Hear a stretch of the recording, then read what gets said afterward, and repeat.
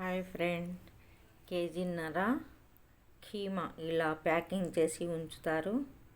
ఇలా కట్ చేసి వాటర్లో వేసేసి మనం ఒక స్టైనర్ బౌల్లో ఇలా వేసేసుకోవాలి. మొత్తం ఇక్కడ అమెరికాలో అంతా ఇది ఒక అన్నిటికీ ప్యాకింగ్స్ ఉంటాయి అన్నమాట. కడిగిన తర్వాత కుక్కర్లో ఇలా వేసేసి ఉప్పు పసుపు వేసి మనం మూత పెట్టి ఉడకబెట్టుకోవాలి. నీరు ఇంకిపోవాలి, పూర్తిగా పొడిగా ఇంకిపోయిన తర్వాత మనము ఇదిగోండి పూర్తిగా నీరు ఇంకిపోయిన చూసారా. ఉప్పు పసుపు వేస్తే అప్పుడు మనకు నీసు వాసన రాదు. అల్లం ఎల్లిపాయలు కారం వేయాలి. ఇందులో ఎల్లిపాయ కారం మిక్స్ చేసుకొని పక్కన పెట్టుకోవాలి. ఎల్లిపాయ ఆరోగ్యానికి ఎంత మంచిదో మీకు తెలుసు కదా. ఇదిగోండి మెజర్మెంట్ ఆయిల్ కేజీన్నర కదా, 2 గ్లాస్ వేసుకోవాలి.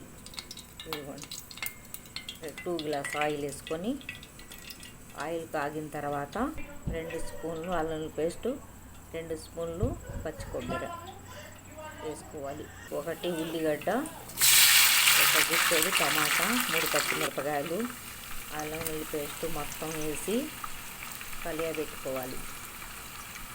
కొద్దిగా దూరగా వేగిన తర్వాత లవంగం చెక్క, ఇలాచి, ఆ తర్వాత పసుపు అన్నీ కలిపి కొద్దిగా మగ్గిన తర్వాత మళ్ళీ ఇలా కలియబెట్టుకొని కొంత ఉప్పు కూడా వేసుకోవాలి. ఉప్పు కూడా కలిసిపోతుంది.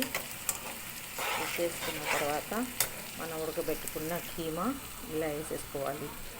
ఇప్పుడు పిల్లలు బయట బర్గర్స్, నూడిల్స్ ఇవన్నీ జంక్ ఫుడ్స్ మైదాతో తయారు చేసినవి ఇవన్నీ తింటున్నారు కదా ఫ్రెండ్స్. అలా తినే వాళ్ళని మనం ఏం మార్చలేము. ఇదిగోండి ఉప్పు వేస్తున్నాను.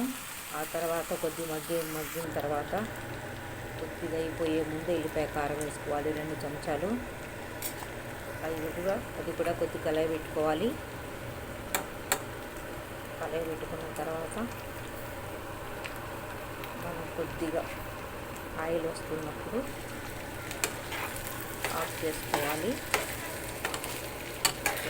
మొత్తం కలిసిపోయేలా కలియబెట్టుకోవాలి. కొద్దిగా ఆయిల్ వస్తూ ఉంటుంది. అప్పుడు ధనియాల పౌడరు, లవంగం చెక్క, ఇలాచీది ఇలా చల్లుకోవాలి. ఇలా చల్లుకున్న తర్వాత అది కూడా మళ్ళీ కలియబెట్టుకోవాలి. కలియబెట్టుకొని వేరే ఒక బౌల్లో తీసుకొని పక్కన పెట్టుకోవాలి. చల్లారిన తర్వాత మనం ఒక బౌల్లో తీసుకొని పెట్టేసుకోవాలి. పిల్లలందరూ బయట తిండ్లకు ఇల్లు అలవాటు పడుతున్నారు కదా. అలా కాకుండా ఇలా ఇంట్లో ప్రయత్నం చేసి పెట్టుకుంటే ఇలా చేసుకుంటే అన్నంలో మొత్తం కలిసిపోతుంది. విడిగా ముక్కలుగా తినే పని లేకుండా అన్నం కలిసిపోయింది. పిల్లలు స్పైసీగా అన్నం కొద్దిగా మంచిగా తింటారు. ఇలా చేసుకుంటే విడిగా అయితే తినరు కొంతమంది పిల్లలు, ముక్కలు వేరి పక్కన పెడతారు. అందుకోసమని ఇలా చేసుకోండి. ఆ తర్వాత కొత్తిమీర వేసుకోవాలి కంపల్సరీ. నాన్ వెజ్లో ఇలా చేసి పెట్టుకుంటే కొంతవరకైనా మీ పిల్లలు బయట తిండి తినకుండా ఉంటారు. ఇలా ప్రయత్నం చేయండి.